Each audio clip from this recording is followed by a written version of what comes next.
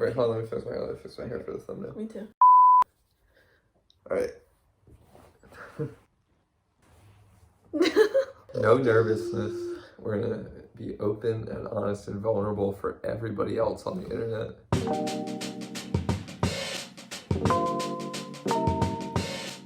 Hi friends, hi family. This is Corey. Hello. My lover, friend, baby daddy, partner in life. Today we're going to be answering some questions that you submitted to me on Instagram. This is Corey's first sit down video ever, so this is very special and very important. Let's answer some questions. I hope you enjoy. When the heck we all haha, we like each other? I would say for me, it was high school. I developed a crush on her in high school because we would play music together. She was the first girl I ever crushed on in a way that I wanted to be actionable about it. I wanted to become something. It was really just a crush, and it didn't pan out in high school, but we still were best friends and we hung out every day. So there was that time period. The second part of our relationship, it was when we were playing music and gigs together. That whole process of playing music together, again, the same thing that happened in high school, it helped me realize that I really like this person for a multitude of reasons, and we just mesh. We're able to vibe on a musical level. We're able to vibe on a personal level. Yeah, we just hang out. We just like to hang out all the time. That was in college. And I realized I liked him. I've always liked him. I've always liked you. Just not romantically. It took a while for me to be I like him. I like you. First time you realized you were in love with him and vice versa. So for me, when I realized I was in love with you, it was after we started dating. I didn't know that I loved you until you were a person, my person, and then I had to choose to love you, choose to put you before a lot of things. That took a long time. I didn't just realize I love Corey. It was just more kind of a slow spending time with each other, getting to know each other through different things in our life. I was just I love this guy.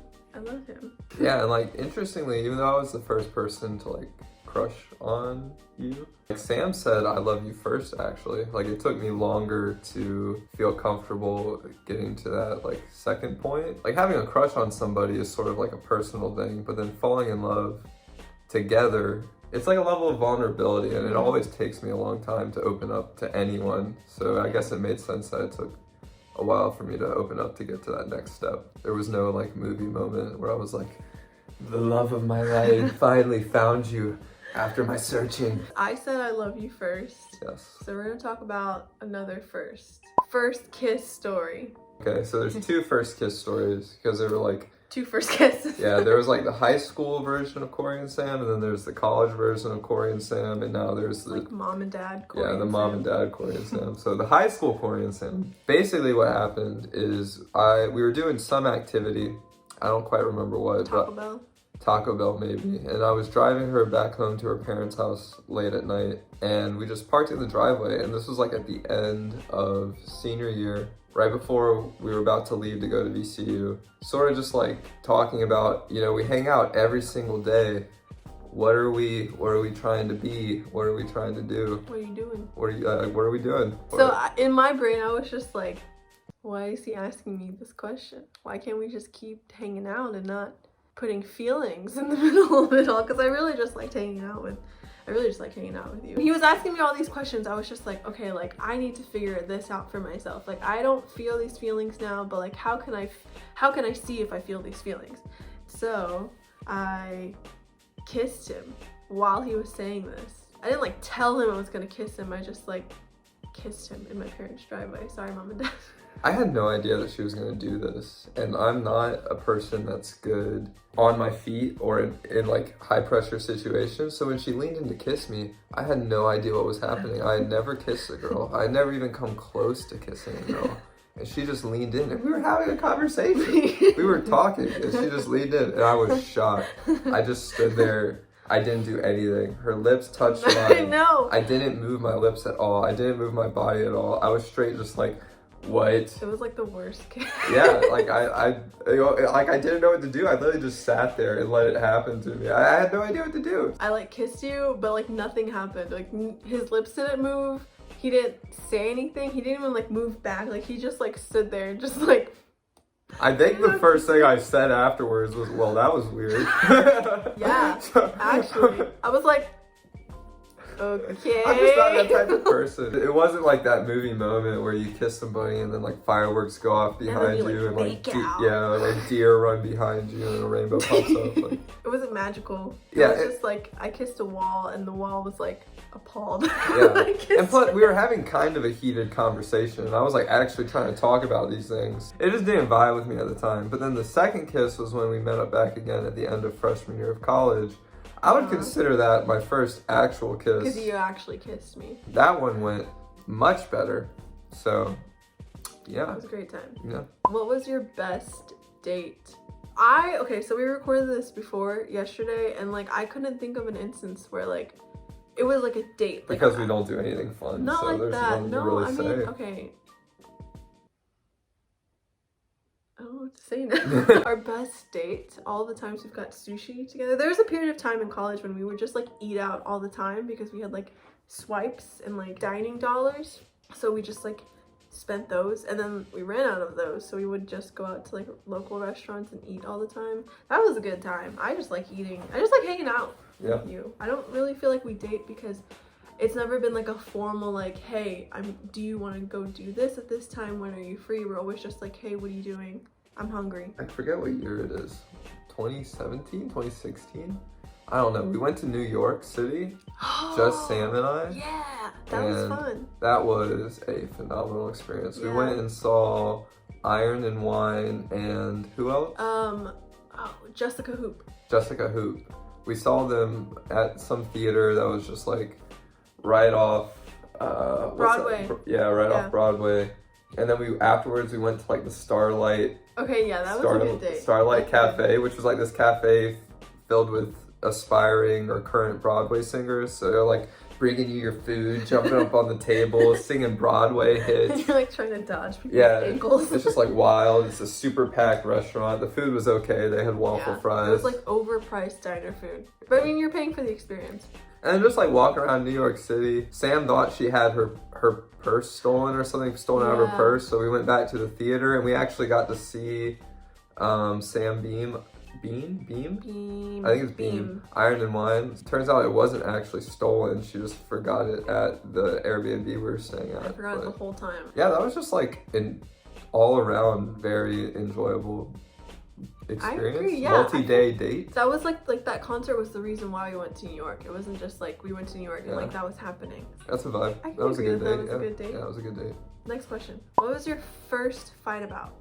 Our first fight was probably in high school. Our relationship in high school was really kind of like platonic, like super platonic. Like we didn't talk about like our dreams and aspirations and our future, but we had a fight because at the time when we were friends in high school, I was dating somebody.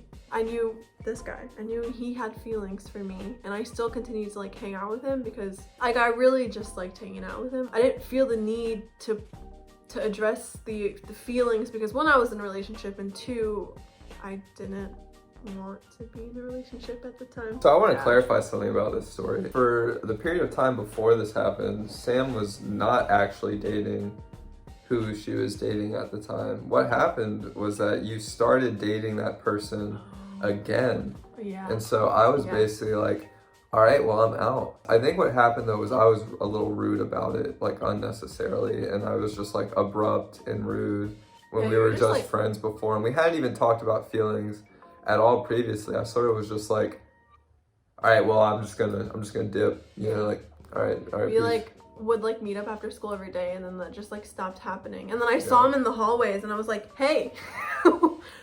Yeah, it was awkward. What are you even up to? I would consider that kind of a fight. It was like a friendship fight. This is like a sickly cute story, but there was like an open mic, and we hadn't talked in a while.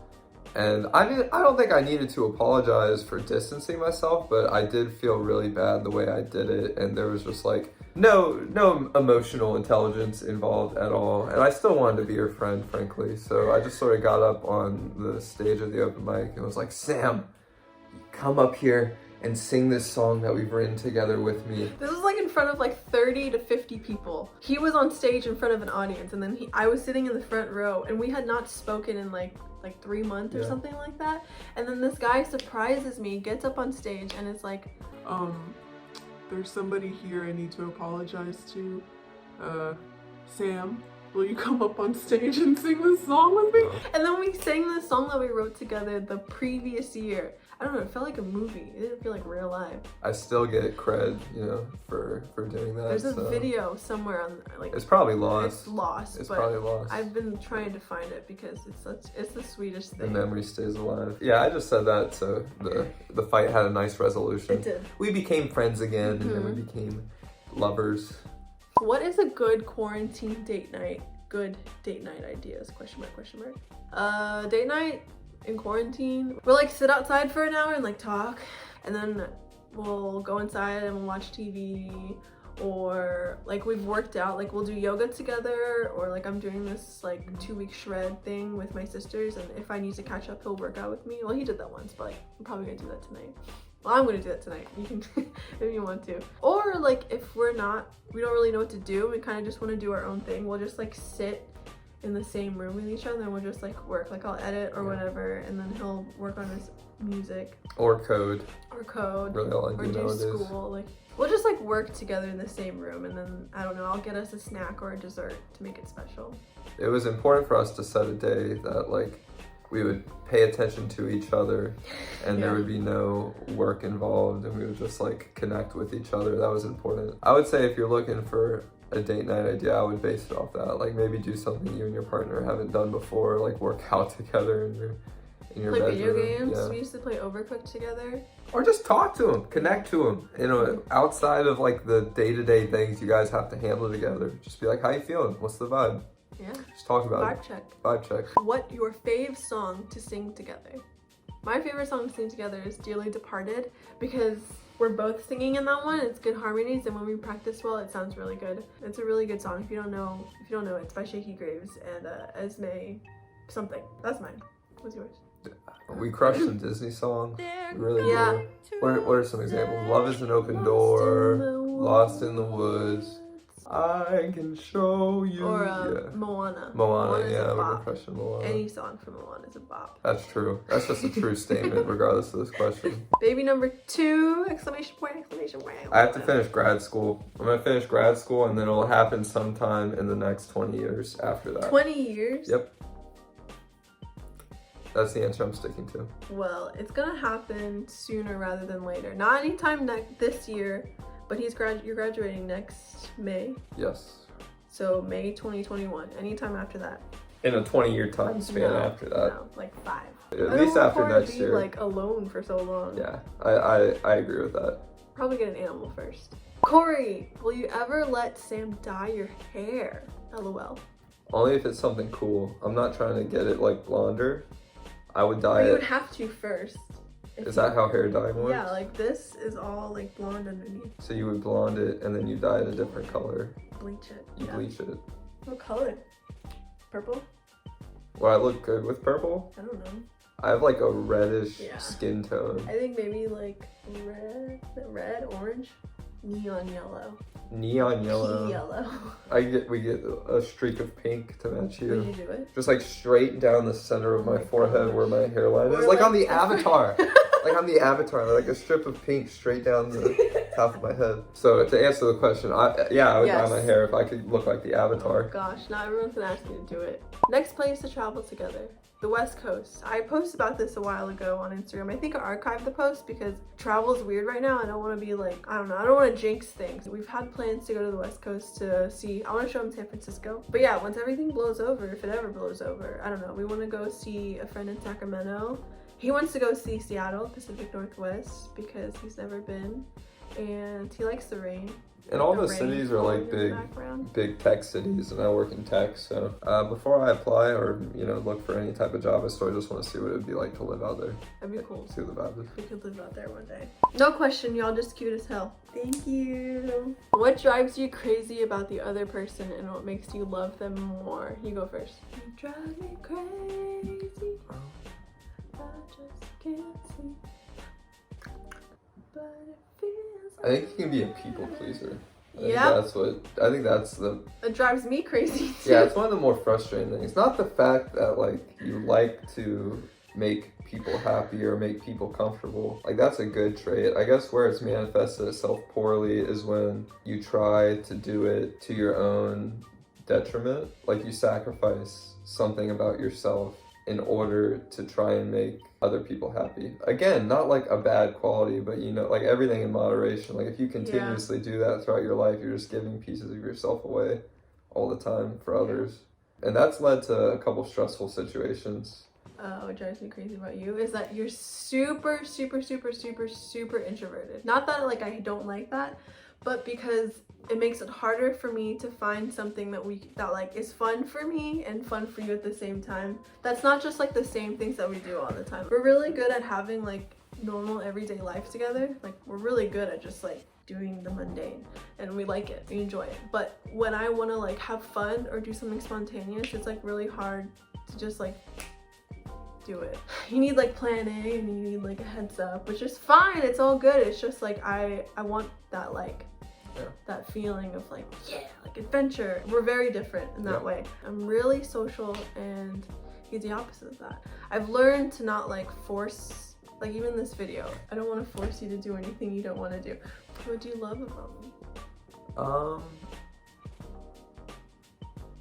I love how you're able to like step back from a situation. Like you really know how to look at something logically, but with love. Like this is like when we're like fighting or we don't agree with something. It's never like you need to do this so we can be happy, or I need to do this so we can be happy. It's more like, how are we feeling and how can I, as Corey, like how can I help the situation? Because I have a hard time like coming back down, I guess, whenever we're arguing or something like that. I have a hard time just like sucking it up and apologizing. It makes me love him more when he's able to help me come back down. And so I can apologize and I can, like do the things that I should be doing as a somebody's got to hold it down. Good partner. I appreciate that Sam like pushes me outside of my comfort zone, and she has since we started hanging out, and she in a lot of ways continues to do so today, right now. Like even right now, even shooting this video, this is not something I would ever do ever. But at the same time, being challenged, doing different things, putting yourself in different situations has almost always had a positive impact on my life. So I appreciate Sam for helping me come out of my shell a little bit. Blossom, yeah. Beautiful butterfly. What would you say is something you've taught one another? Like long-term planning skills. That's what you've taught me. That's what I would say. What? No, I was supposed to say what you've taught me, not you telling me what you taught me. What would I say? I would say, long-term planning and apologizing. I have learned from you to like be patient and to speak with love and not trying to manipulate the situation or just trying to get what I want or push and push and push and push. Like I've learned to not push so much. Even though I do push you out of your comfort zone, I've learned to like not push as much. What's something that you think I've taught you? Emotional and social intelligence. And not like I was bad at it before, but just like paying attention to cues and the way people say things, and just like the fact that when somebody says something to you, they might not always be telling you exactly what they feel, because they might not feel comfortable saying exactly how they feel to you. So they're hoping that by your little they're hoping that you'll pick up what you're throwing, what they're throwing out at you. He's really understood like my tendencies. Like when I'm upset, he knows when I'm upset, even if I don't tell him. Before it would just be like, what? It's a useful skill to have. What did I do? Pet peeves each other does. Oh, I have You leave clothes on the bathroom floor. I don't know, it's probably a nervous tendency, but he always has to like shake his leg or like move, like fidget. Like right now he's like messing with something in his hand. And if we're just like cuddling or something, I am not a fidgety person. Like I like to like sit and like actively relax my body, but he has to move and I have to like, it's okay, let's calm down, leg. You don't wear your headphones when you're making beats when Cora's sleeping? Because you have to hear it in different, a bunch of different kinds of scenarios. The bass could hit really hard through the headphones and you don't hear it at all. Okay. Sometimes when you're upset, you just like shut down and you won't talk, and that's a pet peeve because like if you don't talk, nothing will ever get resolved. And there's like a benefit to stepping away, but sometimes I'm just like, we could just solve this with a 5-minute conversation. So that's a pet peeve. I'm really good at shutting down. I really just like nap wherever I am. Who came up with Cora's name? We both did. Kind of. I remember we were on a bus to Denver when we were living in Colorado for 3 months. And one of us just said Cora. We were saying the name Rosa, and I'm so glad we didn't name her Rosa. That would have been such a, that just would not have been a good name. It wouldn't have fit her. Cora fits her great in my opinion. And we just said it, and we were like, all right, that's a sick name. It was more, we liked the name at first when we said it, and it kind of was like in the works, but everybody, like mostly my family, was calling her Rosa. Even on her baby shower, like little party favors, it had the name Rosa on it. Oh yeah. It really didn't happen where we were like decided on it until I was in active labor. Like I was at home, I was having contractions, and Cora was like, Sam, what's the name? And I was like leaning over the bed like, Cora. That was it. That's how we knew that it was Now Cora. she's a little Cora. And then when we saw her face, it was Cora. Yeah. With a K, not a C. Biggest adjustment for each of you when it came to becoming parents? This is kind of more recently where I'm really invested. I really invest my time into learning how to be a better parent, like all the time. Like I'm scrolling on Instagram and I follow all these accounts of like psychologists and like people who work with kids and childhood development, and I'm always learning like what's the best thing to do, how should I speak to Cora in certain instances. And so I'm doing that, but he doesn't do that, which is like, okay, you know, like I'm the one staying home, I'm the one who is with her every single day during the day, and I have to interact with her. It's like I get to sit down and I get to have a conversation with her and observe her. And I think I had to really learn to let go when it came to like you parenting her, where like everyone has their own thing that they do, you know? It's okay to have a different type of parenting in the mix when there's two partners, as long as we're like on the same page. I think we really are on the same page with things. But when it comes to the way we say things, I am very particular about that because I don't want to say the wrong thing, and I don't want to say something that will be unproductive. So I'm always thinking like, should I say anything? Should I not say anything? And should I say something to him? And I used to be like, no, don't say that, or like don't do that. But I'm still trying not to like control the way that he parents her, because that's a whole different relationship and that's a whole different thing. Yeah, I mean, I've learned a lot from Sam in terms of like parenting and the do's and don'ts of raising an independent child. But I also think there's some value in not being, like too neurotic about it, like in your head about it. Like if you have a decision framework around every single thing you do for your child. When I hang out with Cora, it's typically just like an authentic experience. Like we're just hanging out, we're eating, we're chilling, we're playing with some toys, we're singing some songs. It's really just her and I in the moment, and I don't always think about all of those like, oh, I shouldn't say it to her like this, or like I shouldn't be doing this in front of her, or things like that. But I mean, I appreciate that counterbalancing force, because Sam will mention some things to me and then I can sort of just internalize it and still have that authentic experience, but just be a little bit more careful about the way I say things. For me, the biggest adjustment was, I mean, I think for any parent, especially any young parent, the switch in the personal freedoms that you have, like that's probably the biggest thing. That was the biggest adjustment. You know, like no longer can I just go hang out with my friends. My relationship with my friends has had to change because of this, because I spend most of my time with my family or doing work. So yeah, there's always that like, I wish he has had like the same group of friends since high school, and they've like moved from home up here to Richmond like all together. But with also like parenting, you have to choose what's priority. But a lot of my friends don't have kids, and so I have to kind of like suck it up. Like I can't fantasize about being single and not having a kid, or like not being in a committed relationship, because it's not productive and it's not going to be that way. Like I've chosen this life, and that's fine. It's great. There's so many good things about it, but you can't fantasize what if, or but you do need to acknowledge that you lost something. I think that was something that was important for me. Like, if you never acknowledge the freedom and the life that you lost when becoming a parent, I think it's hard to move on from, because like I was able to accept that, and then you can look past it and see what you have now. Stop living in the future or the past and just see like what we have now, which is a really awesome daughter. Yeah, you've lost something, but we've also gained a lot with Cora. I feel like we've gained more. I don't know. That's how I feel. So that was the biggest adjustment, for sure. Yeah. Also, why y'all so dang cute? Thanks. What's your favorite thing you've learned about each other after becoming parents? What is my favorite thing I've learned about Sam after we have became parents together? Sam is a fantastic mom. She's just such a good mom. She really is. She cares from the jump, cares deeply about Cora, cares deeply about us as a family, researches, and like she runs it like experiments, trying to improve our family and make sure we're all happy and okay. When I first met Sam, this wasn't necessarily a role I would think I would see her in, or that she would be happy in. But frankly, it seems like a lot of this suits who you are well, strangely.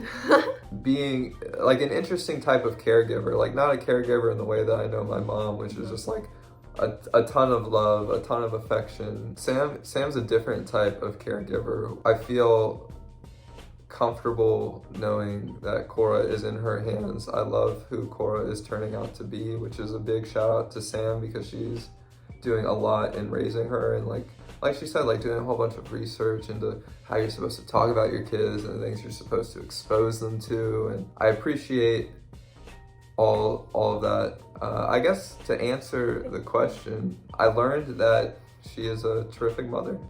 Just to give backstory, we did not plan on having a kid. It was unplanned. I'm not ashamed of that, because I love what I'm doing now. Not like I never planned to be a mom, but I never planned to be a stay-at-home mom. So I've had to really figure out what She's crushing it. Yeah, I like it. I do like it. It's been hard for me to decide that I do like this, and accept that I am doing this, and that I enjoy it, and that this is the kind of life that I'm living, only because like I was raised by a working mom, and I've been struggling to just like accept that I like this.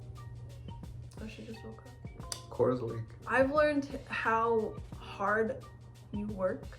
When we first met, you were kind of like a really relaxed person. You just like to play guitar. You're still very simple. And I like that about you. You have ambition. Like I see it. There's always like a step that you want to take further than what you are doing right now. I don't know, like I'm proud of you for being able to do that. Like stepping up when things weren't necessarily how you wanted them to go. When we first found out we were pregnant, he was working 3 jobs and going to class. I was still in school. I was crushing it. We were both still in school, Cora. but he was working 3 jobs at the same time. And I don't know. It was a blur. I don't remember. Same. You weren't just like, I gotta get out of this. He never put that burden on me to be like, you need to work, you need to do this, you need to do that. He's always been like, what are you gonna do? And he decided what he was gonna do because what I was gonna do. And that's how our dynamic has been able to really work well.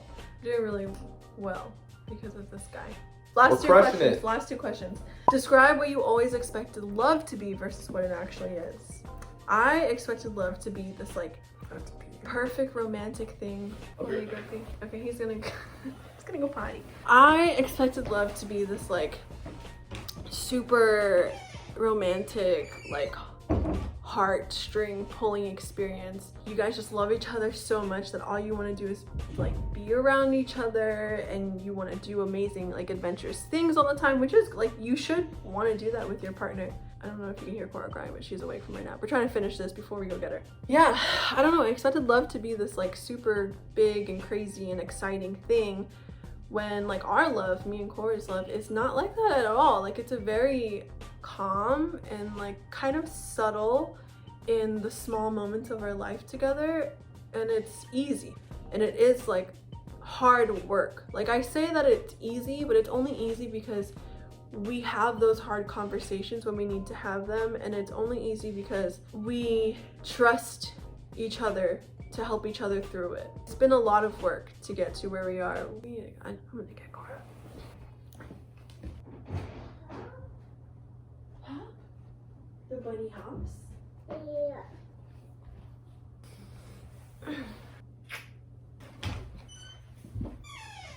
Bob! Describe what you always expected love to be versus what it actually is. I had no expectations. I really had no idea. The truth, like, I don't know what to say. Like, I never really thought about it.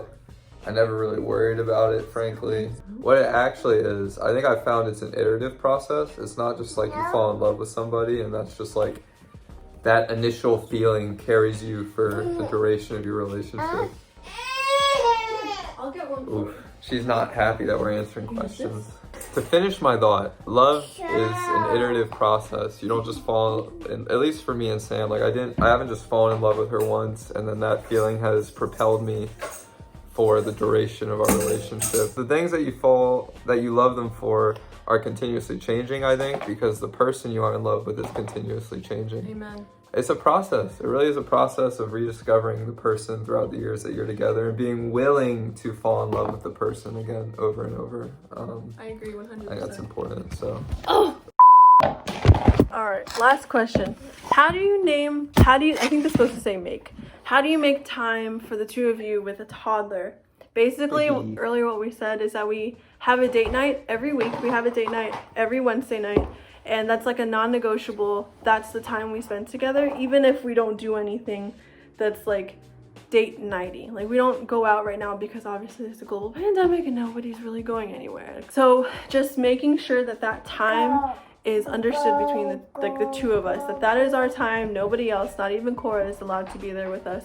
It's me and him, and that's it, period. For me personally, what was important was paying attention when we were hanging out together, because we don't get a ton of time alone. So when we do get time to talk to each other, especially when I was like working a lot, when I first started my recent job, my head would be in 1,000 different places. I wouldn't be super focused on the conversation at hand or what we were talking about. And Sam could obviously tell, and I could tell. So that was something that once I sort of worked out, the little time that we do have together is more meaningful because we're actually paying attention to each other. Yeah, so. like no phones as much as possible. Like I think that's really important to have focused, devoted time. It's a very efficient system. Once a week. That's how we've managed to do that. Was that the last question? Yeah, that was the last question. All right, guys. Thanks for listening. Thanks for watching. For listening to these questions. Thank you for doing this. Thank you for watching. I hope you enjoyed this. If you want to see more of Corey and Cora, go ahead and what do? Is there going to be Just a button here? Say it. What's the word? What's the word? Oh, you're going to need to smash that subscribe button. Like the video, turn on notifications. A lot of great content is coming your way, guys. Follow me on Instagram if you want to see what we're up to on the daily life. It gets really cute up there. Cora, can you say bye? Say bye-bye. Psych. Okay, bye.